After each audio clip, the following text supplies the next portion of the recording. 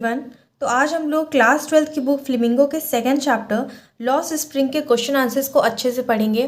तो उससे पहले कल की वीडियो में हम लोगों ने इन तीनों क्वेश्चन को अच्छे से पढ़ा था और समझा था।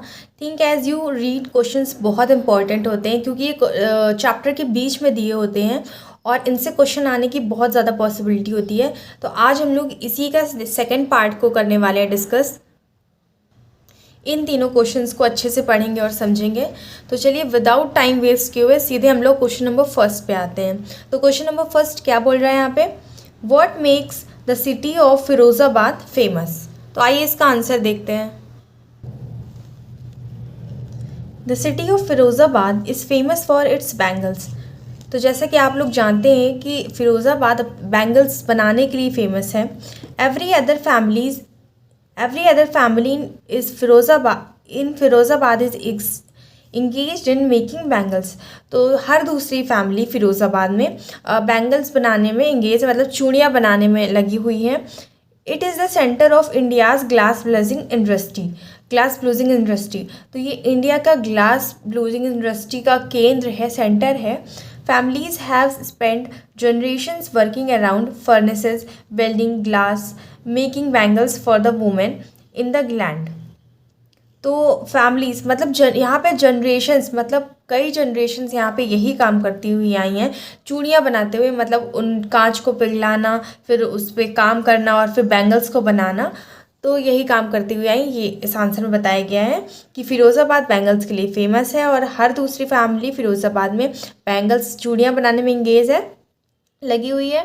और ये इंडिया का ग्लास ब्लोजिंग इंडस्ट्री का सेंटर है फिरोज़ाबाद। और फैमिलीज़ मतलब कई जनरेशन यहाँ पे चूड़ियाँ बनाती हुई आई हैं और अभी भी बना रही हैं। तो चलिए क्वेश्चन नंबर सेकंड देखते हैं। तो सेकंड क्वेश्चन क्या कह रहा है, mention the hazards of working in the glass bangles industry. तो यहाँ पे पूछा गया है कि जैसे लोग ग्लास बैंगल्स बनाते हैं, कांच की चूड़ियाँ बनाते हैं, तो कांच की चूड़ियाँ बनाने वाली इंडस्ट्रीज़ में क्या खतरे होते हैं उनके बारे में बताइए। तो फिर हम लोग आंसर पढ़ते हैं, फिर हम लोग अच्छे से समझेंगे। Boys and girls with their fathers and mothers sit in the dark hutments next to line of flame of flickering sit lamp. They build pieces of colored glass into trays, then to the light outside. They often end up looking outside before they become adults.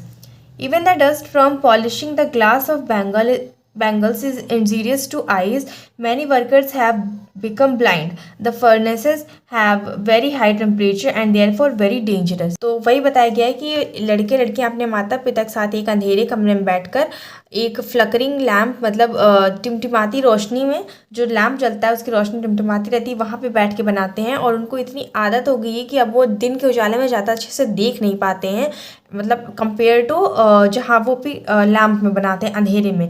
तो इस वजह से क्या होता है कि वो बड़े होने के पहले ही अपनी आई साइट खो देते हैं और ब्लाइंड हो जाते हैं, अंधे हो जाते हैं। और जो पॉलिश करने से जो डस्ट उड़ती है बैंगल से, वो भी आईज़ के लिए बहुत ज़्यादा खतरनाक होती है। और इस वजह से बहुत सारे वर्कर्स ब्लाइंड हो गए हैं, अंधे हो गए हैं। और जो फर्नेसेस, मतलब जो भट्टियाँ जहाँ पर ये सब मतलब बनती हैं चूड़ियाँ, वहाँ का टेम्परेचर बहुत ज़्यादा हाई होता है और वो भी बहुत ज़्यादा खतरनाक होता है। तो ये था क्वेश्चन नंबर सेकेंड। और फर्स्ट मतलब थिंक एज यू रीड की हम लोग कंटिन्यू क्वेश्चन करते आ रहे हैं, तो उस अकॉर्डिंग क्वेश्चन नंबर 5 है ये। अब हम लोग का last think as you read का बचा है क्वेश्चन नंबर 6, तो वो भी पढ़ लेते हैं हम लोग। Question number 3, how is Mukesh attitude to his situation different from that of his family.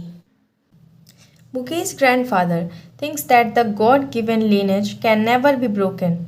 Her son and grandson are born in the caste of Bengals. तो जो मुकेश के ग्रैंडफादर, मतलब जो मुकेश के दादाजी थे, वो ये सोचते थे कि भगवान ने ये जो वंशावली बनाई है इसको तोड़ा नहीं जा सकता। मतलब कि भगवान ने उनको बैंगल्स यानी चूड़ियाँ बनाने की कास्ट में ही जन्म दिया है और इसको कोई तोड़ नहीं सकता है।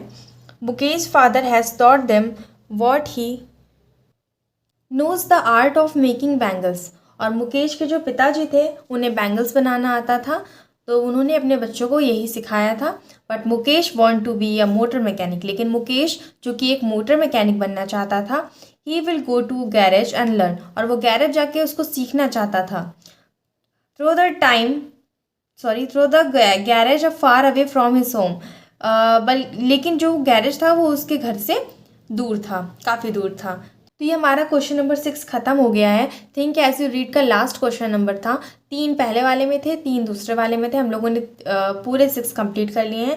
अब हम इसके नेक्स्ट वीडियो में अंडरस्टैंडिंग द टेक्स्ट क्वेश्चंस, पूरे क्वेश्चन आंसर सॉल्व करेंगे जितने भी होंगे। और चैप्टर रीड नहीं किया है लॉस्ट स्प्रिंग, तो वो जाकर देख सकता है, डिस्क्रिप्शन में लिंक है। हमने पूरी चैप्टर को लाइन बाय लाइन समझाया है, तो आप समझ सकते हो, उसको भी देख सकते हो।